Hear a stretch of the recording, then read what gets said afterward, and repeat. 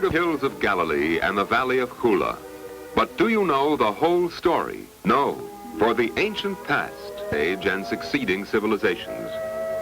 Dig among the ruins of Khatsur, a town destroyed by earthquake 3,000 years ago. Dig and you may find the footprints of Joshua who stormed this fortress. Dig and you see how King Solomon rebuilt the site. Inspired by their biblical heritage, a nation of archaeologists, amateur and professional, zealously join in the search. Students, housewives, workers, soldiers dig away under the guidance of a top-notch scholar and military commander, Professor Yigal Yadin. Remains of Roman aqueducts dot the landscape of Galilee. 1,800 years ago, after Jerusalem had been destroyed by the Romans, the Jews once again made a desperate bid for freedom under the banner of Bar Kokhba, but failed. Palestine drifted into a deep sleep, to be aroused only occasionally by the jarring presence of intruders. The nomad and his beasts symbolize the slow passing of the dormant centuries. The relentless desert covered the glories of the past. But the Jewish people did not forget its homeland. The day of the Great Return arrived. In 1948, the State of Israel was reborn. In the first decade of its rebirth, Israel absorbed 1 million Jews from all corners of the earth. They streamed back to the land of the Bible, to the land of hope and freedom. Out of a sleepy seaside town rose the bustling port of Haifa. On the sand dunes north of Jaffa rose the modern metropolis of Tel Aviv. New names mingled with old. Ancient traditions mixed with modern manners. Throughout the land, liberty rang out for a long oppressed people. The reborn nation was led by a vanguard of pioneers imbued with social idealism. The creative arm and the stout heart of modern Israel is Histadrut, the General Federation of Labor, counting over half the entire population. In 10 short years, Israel created a working democracy. Jerusalem holds aloft the torch of human dignity in the Middle East. With foundations firmly laid by 3 generations of pioneers, Israel is still only in its early stages of development. Immigrants continue to pour in from Europe, Africa, Asia, the Americas, and from behind the Iron Curtain. Not only people, but cargo comes and goes through Haifa Port, which links Israel with the outer world. Some immigrants come by air, mixing en route with tourists and businessmen. The turboprop skyliners of El Al can bring Americans to Israel in less than 18 hours. Getting to Israel is only half the problem. Now the real world comes into focus. The country's 8,000 square miles are not all built up. To absorb the waves of newcomers, new settlements have to be established. Kiryat Shmona is one of the 500 villages and towns founded in Israel's first decade. Below the mountain crags of Galilee, Kiryat Shmona nestles not far from ancient Khatsur. Returning to this area after a long absence, the Jews must begin from scratch. The government, the Jewish agency, and Histadrut dovetail their efforts as the process of integration begins. Coming from Poland, Morocco, Yemen, or Tunis, the people find the temporary quarters tolerable, knowing that soon things will improve. The postman rings no doorbells. He recognizes the addresses by sight. Solel Bonnet, the Histadrut construction company, is in charge of building their homes. The newcomers do most of the work themselves, as the first lesson you learn in Israel is that you must work, and work, and work. Solel Bonnet is a good school for these people who have arrived without skills or riches. The builders of Kiryat Shmona are a battalion of workers, an army of pioneers conquering the barren slopes of Galilee with their toil. They reclaim their patrimony for themselves and for their children.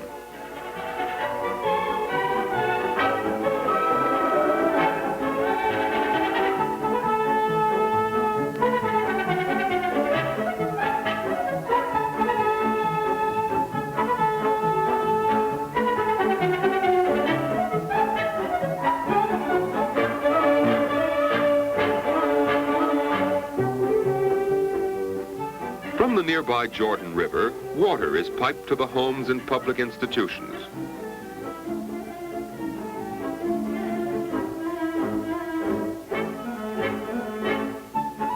As soon as a house is ready, a family moves in.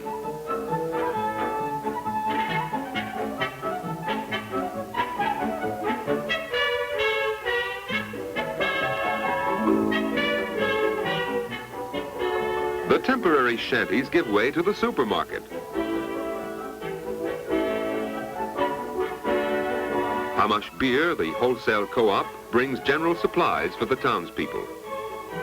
After electricity is installed, the Iceman's clients will turn to more modern means of refrigeration. And the landmark of good health is the Kupat Holim Clinic, where young and old get medical attention.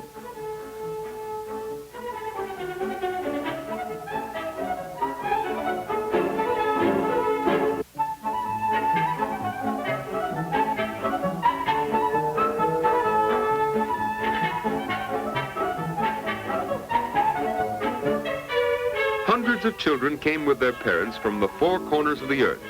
Hundreds more were born here. Together they take root among the rocks. Together they are growing up in freedom. Among the respected citizens of modern Israel are 200,000 Christian and Muslim Arabs. The largest Arab community is ancient Nazareth. The old folks are learning new ways, while the younger generation enjoys better health, better education, and a brighter future than any other Arabs in the Middle East. On a mountain slope just to the east is the new Nazareth, being built by recent immigrants. A chocolate factory, sponsored jointly by private investors and Histadrut, will provide hundreds of jobs. Novel forms of architecture capture the flavor of the mountains. A cultural center and the Workers' Bank are milestones in the development of the community. Swinging back to the Hula Valley again, we find the secret of its wealth. From time immemorial, the waters of the Jordan River have raced down from the Lebanon.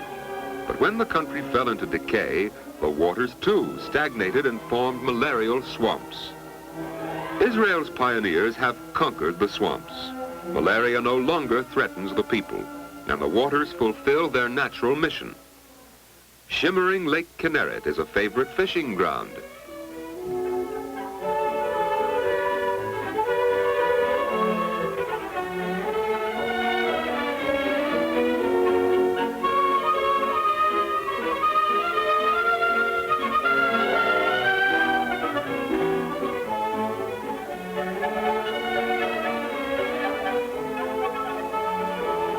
Artificial ponds help many a kibbutz balance the budget.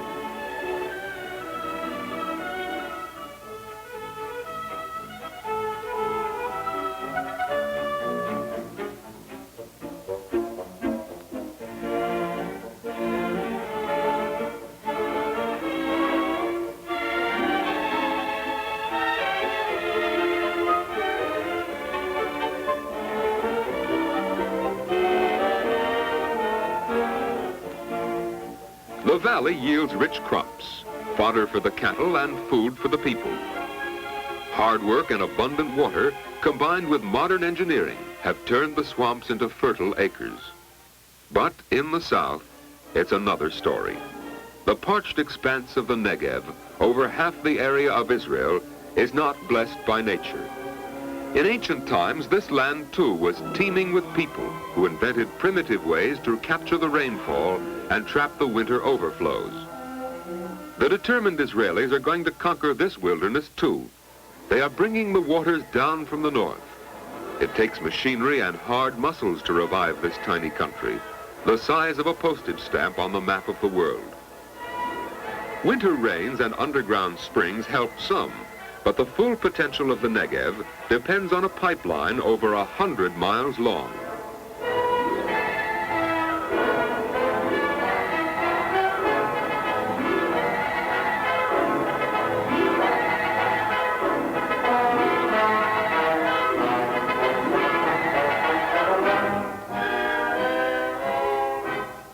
The mammoth pipes are manufactured nearby at Yuval Gad, an enterprise at Histadrut.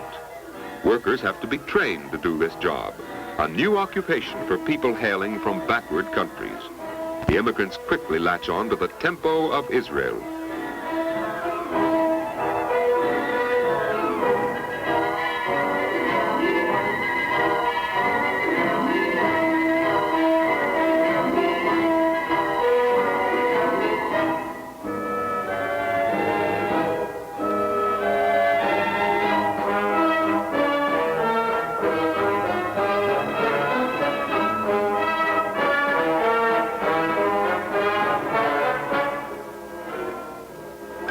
The catch basin is molded scientifically. Every drop of water will be carefully contained.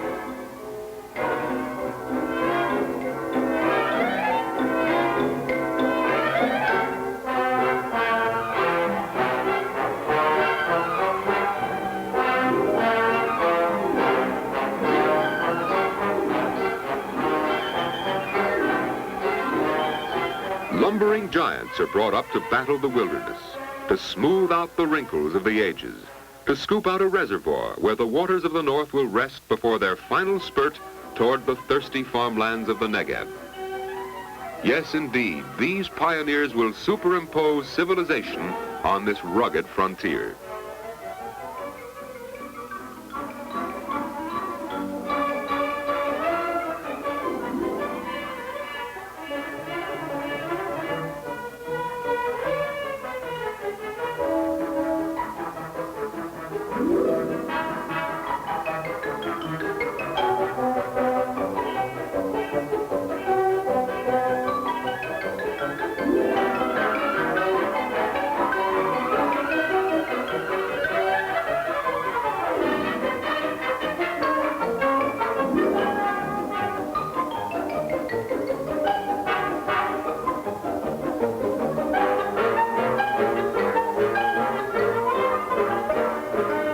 A major source of the Negev water is the Yarkon River, just north of Tel Aviv.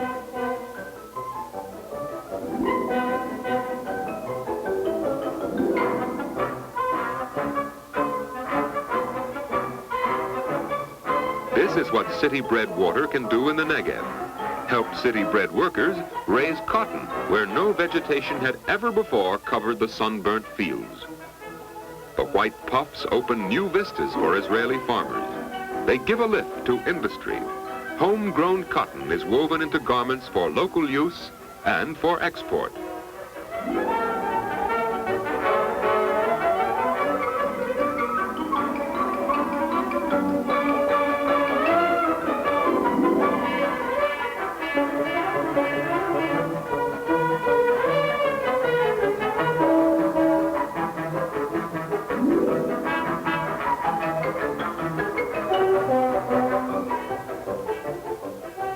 Linking the Negev's agricultural villages are a network of small towns.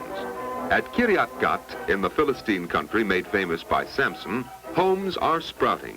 Homes for Jews from Egypt and Romania and England rise on the sands. Kiryat Gat is also a do-it-yourself project. The settlers build their dwellings and plant their gardens.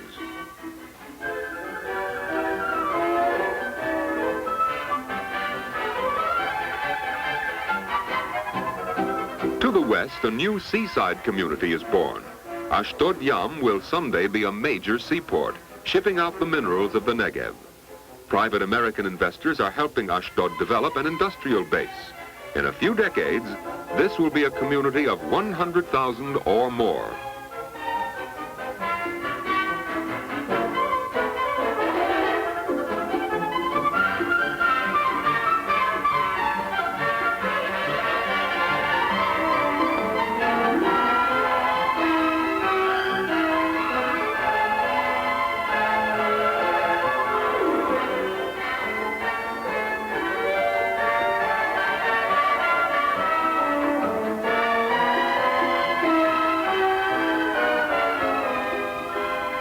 The Employment Bureau, under government supervision, tries to find jobs for all.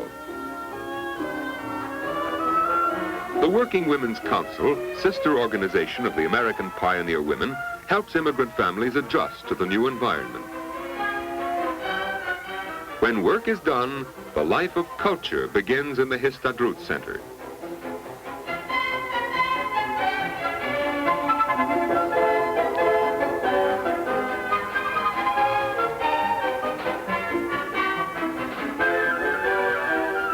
But the main attraction of Ashdod-Yam is the beach.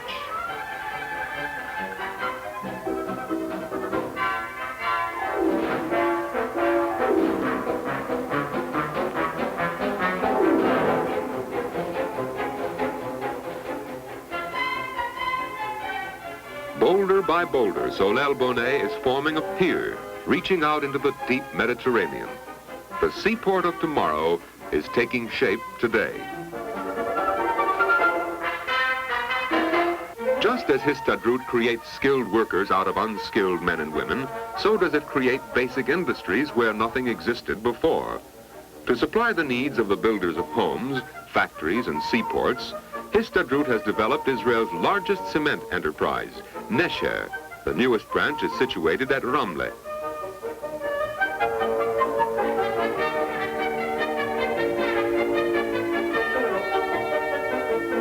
The Vulcan foundry at Haifa, operated by hundreds of steelworkers, turns out building supplies, farm equipment, and other durable goods.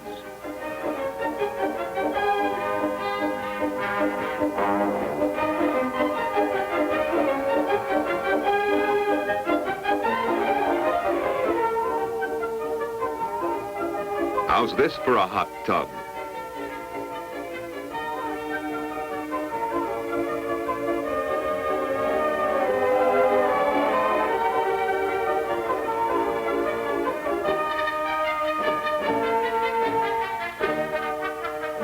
On the northern edge of the Negev, pioneers have built a new town on the spot where Abraham watered his flocks 40 centuries ago, Beersheba. The Kharsa factory turns out bathroom fixtures for homes everywhere in Israel.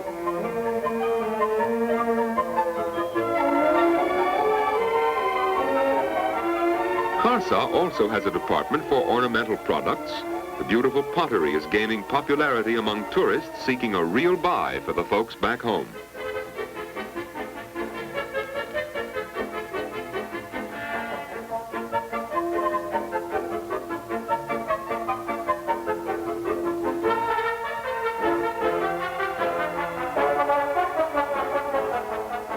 The Negev is coming back to life, as are the hills of Galilee and Judea. Deep in the heart of the desert, settlements take root. On the highway linking Beersheba to Eilat, a frontier town takes shape. It is Mitzpeh Ramon, where the men hack out tons of ceramic clays for the industries up north. Rich in phosphates, this Negev region will maintain a great chemical industry.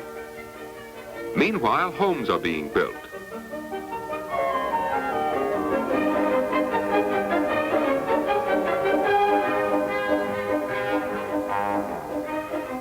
Family life unfolds.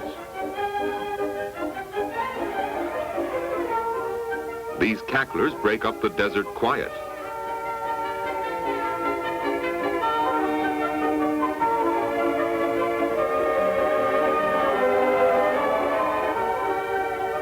And the younger generation of human beings does not escape book learning, even in the Negev. Nor is Mitzpeh Ramon off the beaten track as far as the Kupat Cholim doctor is concerned. He stops by regularly when making his rounds of the region. The inheritance that was bequeathed to Israel contains the Dead Sea, where Lot's wife turned into a pillar of salt. And salty it is, this lowest spot on earth. The determined Israelis have begun to wrest the treasures from the briny waters. The huge reservoir of potash, bromine, and other valuable chemicals is being tapped to enrich the soil which feeds the world's rising population. Freighters will carry tons of this carnallite via Eilat to ports in East Africa, Asia, Japan, and Australia, along with fertilizers and other exports.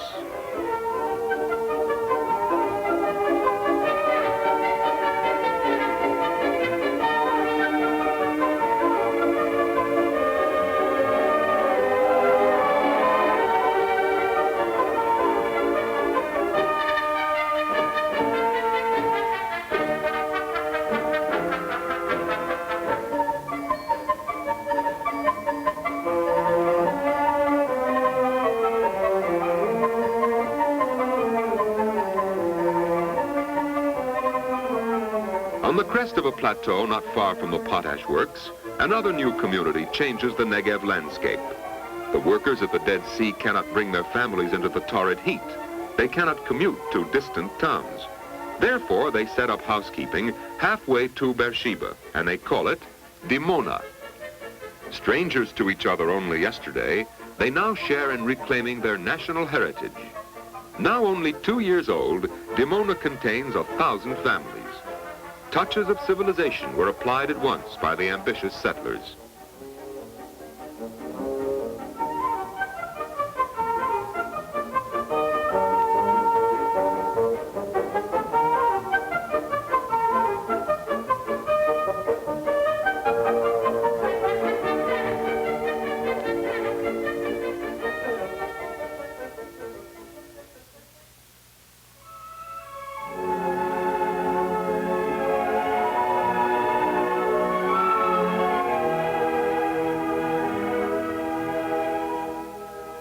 As civilization reaches deeper into the Negev, the mailman adds another stop to his desert route. Sde Boker has won international fame because one of its members happens to be the Prime Minister of Israel, David Ben-Gurion.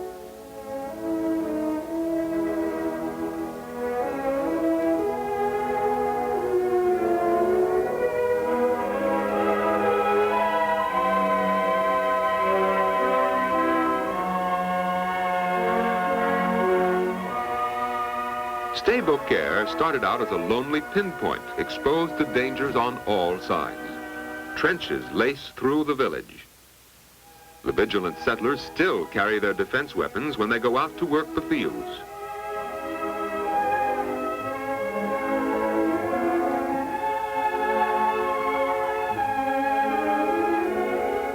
The soil responds to the refreshing waters brought from the north.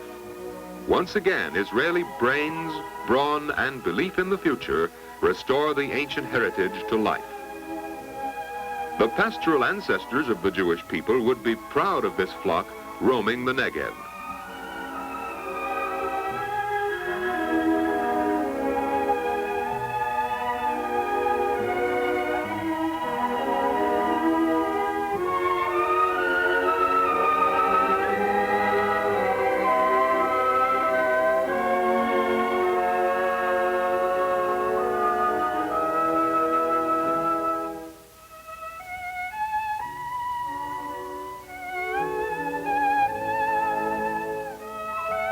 The ancient art of weaving has been revived. Automation may come to industry, but the imaginative craftsman will always find a steady demand for his creations. When farming chores are done, the girls turn out magnificent rugs for the market. The products go to Beersheba on Thursdays, when the Negev capital bustles with tradesmen and buyers. Bedouin tribes from the district bring their flocks to be sold to the highest bidder. From practically nothing, Beersheba has grown to a population of 40,000 inhabitants within 10 years. The Workers' Bank renders financial services to the community. Wheat and barley harvested in the Negev are ground into flour at the convenient mills. The ever-present Kupat Cholim Clinic is in the heart of town. Cooperative and private enterprise offer thousands of jobs to the rising numbers of citizens. The building contractors are hard-pressed to keep up with the town's growth. Cooperative housing units sprawl out in all directions. And the crowning glory of Beersheba is yet to be completed. The 15th hospital in the Kupat Cholim network, under construction during Israel's 10th anniversary year, is sponsored by the International Ladies Garment Workers Union of America, who have pledged $1 million for the 300-bed institution, which will serve a vast territory, including Beersheba and the neighboring settlements. Kupat Cholim covers 1.25 million men, women, and children throughout Israel. Serving 2/3 of the entire population, Jews and Arabs, Kupat Cholim is the main factor in safeguarding the nation's health.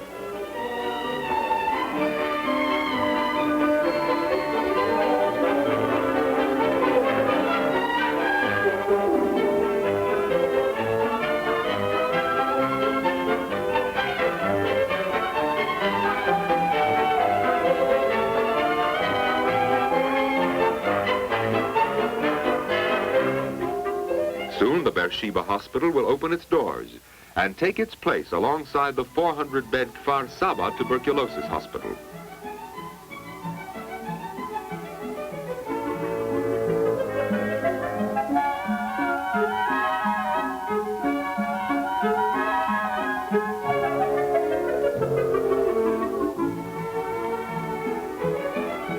The 700-bed Beilinson Hospital is a mighty weapon in the war against disease.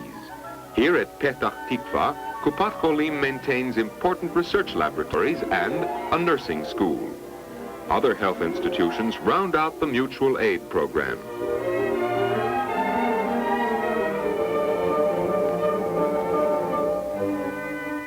The cooperative program includes sanatoria and rest homes for convalescents.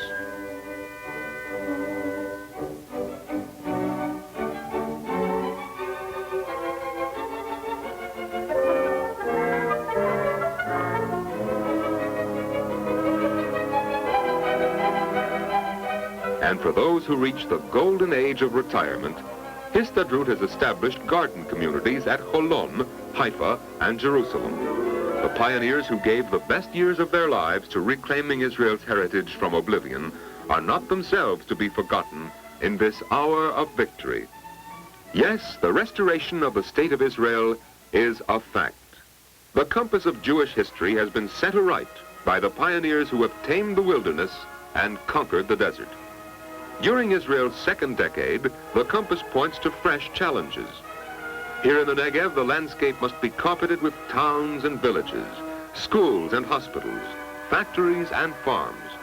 Time, once suspended, again begins to tick out the future.